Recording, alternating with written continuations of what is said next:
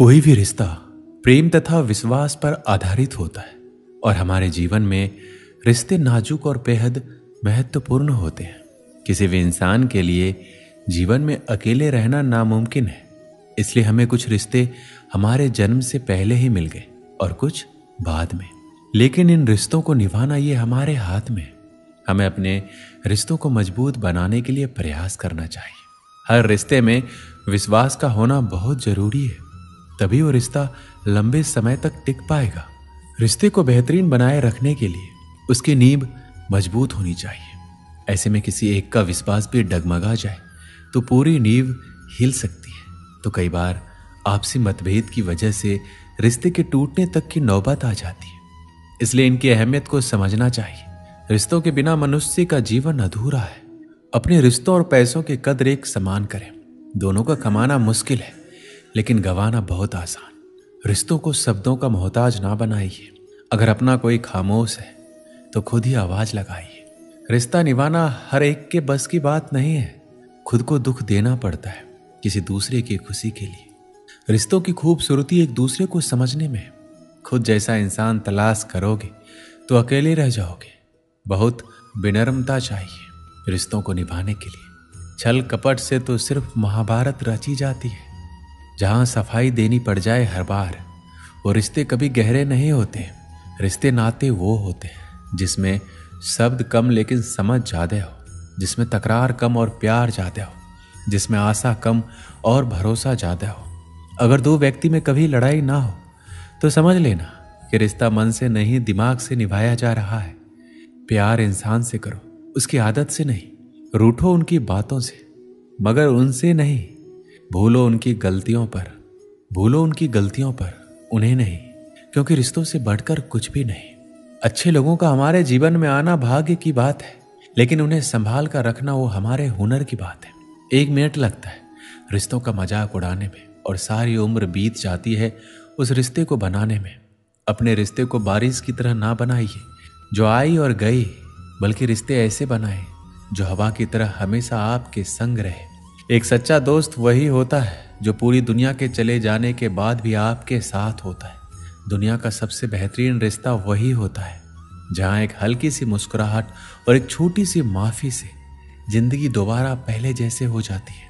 कोई भी रिश्ता तोड़ने से पहले एक बार स्वयं को पूछ ले कि आज तक इस रिश्ते को क्यों निभा रहे थे। कोई भी रिश्ता बनाना इतना आसान है जैसे मिट्टी पर मिट्टी लिखना, पर उसे निभाना उतना ही मुश्किल है जैसे पानी पर पानी से पानी लिखना। यदि आप प्यार करने के लायक बनना चाहते हो तो प्यार करो और प्यारे बनो। हो सकता है कि लोग आपके द्वारा कहे गए शब्द भूल जाए, लेकिन वो ये बात कभी नहीं भूलते कि आपने उनको कैसा महसूस कर पाया। प्यार से बने रिश्ते को तोड़ने की कितनी भी कोशिश करो, रिश्ते नहीं टूटेंगे, लेकिन स्वार्थ से रिश्ते बनाने की कितनी भी कोशिश करो, रिश्ते कभी नहीं बनते। सच्चे नाते की खूबसूरती एक दूसरे की गलतियों को बर्दाश्त करने में है, क्योंकि बिना कमी का कोई व्यक्ति तलाश करोगे तो अकेले रह जाओगे। जिन्होंने हमें खुशियां दी, हमें उनका धन्यवाद करना चाहिए, क्योंकि वो उन मालियों की तरह होते हैं जो अपने अस्तित्व भर से बाग को हरा भरा कर देते हैं। कभी भी दूसरों के आदर्श रूप को प्रस्तुत ना करें, वो कभी आपकी आशाओं पर खड़े नहीं उतरेंगे। जो रिश्ता हमको रुला दे उससे गहरा रिश्ता कोई नहीं। जो रिश्ता रोता हुआ छोड़ दे उससे कमजोर रिश्ता कोई नहीं। यदि हम ढूंढे तो जिंदगी में एक बहुत ही बुरा सच है कि वही लोग आपको चोट पहुंचाते हैं जिन्हें आप सबसे ज्यादा प्यार करते हैं। जीवन में रिश्ता होना जरूरी है, लेकिन उस रिश्ते में जीवन होना जरूरी है। रिश्ते अंकुरित होते हैं प्रेम से, जिंदा रहते हैं संवाद से, और मुरझा जाते हैं गलत फहमियों से, और बिखर जाते हैं अहंकार से, और मर जाते हैं मौन युद्ध से। रिश्ता चाहे कितनी भी दूर क्यों ना हो, उन्हें अपनेपन का एहसास दिलाते रहना चाहिए। अगर कोई रिश्ता निभाना है तो इन 2 आंखों की तरह निभाओ। साथ सोती है, साथ जागती है, साथ हंसती है और साथ रोती है, फिर एक दिन साथ ही हमेशा के लिए बंद हो जाती है। हमें ऐसे व्यक्ति को संभाल के रखना चाहिए जिसने आपको ये 3 भेंट दी हो: साथ, समय और समर्पण। संबंधों की कुल 5 सीढ़ियां होती हैं: देखना, अच्छा लगना, चाहना और पाना। ये 4 बहुत सरल सीढ़ियां हैं, लेकिन सबसे कठिन 5वीं सीढ़ी है निभाना। जीवन में सिर्फ वहां तक ही झुकना चाहिए जहां तक संबंधों में लचकता और मन में आत्मसम्मान बना रहे। हर इंसान के साथ इतनी खूबसूरती से रिश्ता निभाओ कि लोग आपको खोने से डरे, आप लोगों को खोने से नहीं। रिश्ते और पतंग जितनी ऊंचाई पर होते हैं, काटने वालों की संख्या उतनी अधिक होती है। संसार में कोई मनुष्य सर्वगुण संपन्न नहीं होता है, इसलिए कुछ कमियों को नजरअंदाज कर रिश्ते बनाए रखिए। अगर कोई आपकी उम्मीद से जीता है तो आप भी उसके यकीन पर खरा उतरिए, क्योंकि इंसान उसी से उम्मीद रखता है जिसको वो अपने सबसे करीब मानता है। रिश्ता ऐसा हो जिस पर नाज हो, कल जितना भरोसा था उतना ही आज हो। रिश्ता सिर्फ वो नहीं जो गम या खुशी में साथ दे, रिश्ते तो वो है जो हर पल अपनेपन का एहसास दे। रिश्ते, प्यार और मित्रता हर जगह पाए जाते हैं, परंतु ये ठहरते वही हैं जहां पर इन्हें आदर मिलता है। कई बार तबीयत दवा लेने से नहीं, हाल पूछने से भी ठीक हो जाती है। माफी मांगने का ये मतलब नहीं होता है कि हम गलत हैं या सामने वाला सही है। इसका मतलब ये है कि हम रिश्तों को अपने अहंकार से ज्यादा महत्व देते हैं। बिना कहे सब कुछ कह जाते हैं, बिना कसूर के जो सब कुछ सह जाते हैं, दूर रहकर भी अपना फर्ज निभाते हैं। वही रिश्ते सच में अपने कहलाते हैं। सिर्फ दुनिया के सामने जीतने वाला ही विजेता नहीं होता, किन रिश्तों के सामने कब और कहां पर हारना है कि जानने वाला भी विजेता होता है। अपने वो नहीं होते हैं जो आपके रोने पर आपके काम आए, अपने वो होते हैं जो आपको रोने ही ना दे। आप दुनिया से लड़ लेना, लेकिन कभी भी अपनों से नहीं लड़ना, क्योंकि अपनों के साथ आपको जीतना नहीं है बल्कि उनके साथ जीना है। जीवन का एक कड़वा सच ये भी है कि आप किसी के लिए तब तक खास है जब तक उसको आपसे बेहतर कोई और नहीं मिल जाता है। जो माफी मांगते हैं वो ये साबित नहीं करते कि वो गलत थे, आप सही, बल्कि उनमें रिश्तों की निभाने की काबिलियत आपसे ज्यादा है। आपकी खुशियों में बस वही लोग शामिल होंगे जिन्हें आप चाहते हो, लेकिन आपके दुख में वही लोग शामिल होंगे जो आपको चाहते हैं। जीवन में एक बात हमेशा याद रखना, अगर अपनों को करीब रखना है तो खामोश रहो, और अगर अपनों को दिल के करीब रखना है तो उनकी कोई बात दिल पर मत लो।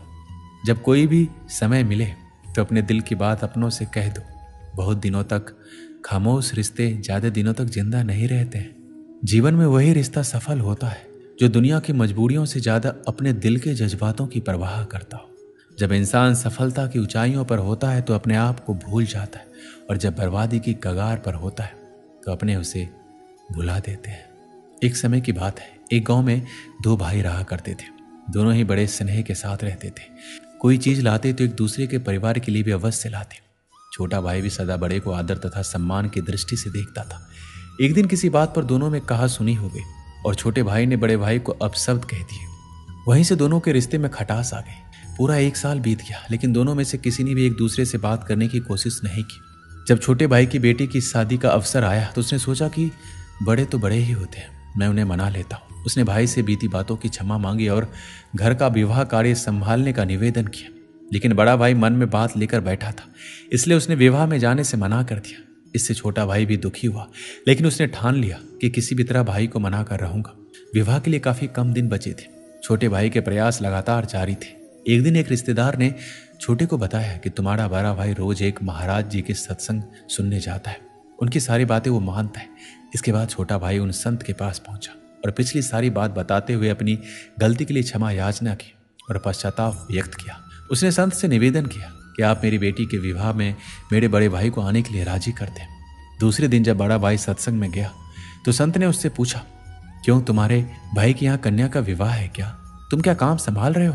उसने जवाब दिया, मैं तो विवाह में सम्मिलित ही नहीं हो रहा हूँ। कुछ वर्ष पूर्व मेरे भाई ने मुझे ऐसे कड़वे वचन कहे थे जो आज भी मेरे हृदय में कांटे की तरह खटक रहे।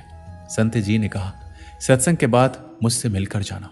सत्संग समाप्त होने के बाद बड़ा भाई संत के पास पहुंचा तो उन्होंने पूछा, मैंने बीते रविवार को जो प्रवचन दिया था उसमें क्या कहा था? कुछ देर सोचने के बाद वह हाथ जोड़कर बोला, माफी चाहता हूं, मुझे कुछ याद नहीं आ रहा। संत ने कहा, देखो, मेरी बताई हुई अच्छी बातें जो तुम्हें 8 दिन भी याद नहीं रही, और छोटे भाई के कड़वे बोल जो 1 वर्ष पहले कहे गए थे वो तुम्हें आज भी हृदय में चुभ रहे हैं। जब तुम अच्छी बातों को याद नहीं रख सकते तो उन्हें जीवन में कैसे उतारोगे? अगर जीवन नहीं सुधरा तब सत्संग में आने का लाभ ही क्या है? इसलिए यहां मत आया करो। यह सुनकर बड़े भाई की आंखें खुल गई और उसने आत्मचिंतन कर स्वीकार किया कि वास्तव में हम सब कड़वे शब्दों को दिल में बसाकर गांठ बांध लेते हैं। जीवन भर उसे सोचकर अपने जीवन में दूसरों के प्रति नफरत बढ़ाते जाते हैं, लेकिन बात करके उसे सुलझाने का प्रयास नहीं करते, क्योंकि हमारा अहंकार हम पर हावी होता है। इसके बाद बड़े भाई ने संत से भूल की क्षमा मांगी और अपने भाई को माफ कर दिया। दोस्तों, इस वीडियो में बस इतना ही। मिलते हैं अगली वीडियो में। अपना ख्याल रखिएगा। जय श्री कृष्ण।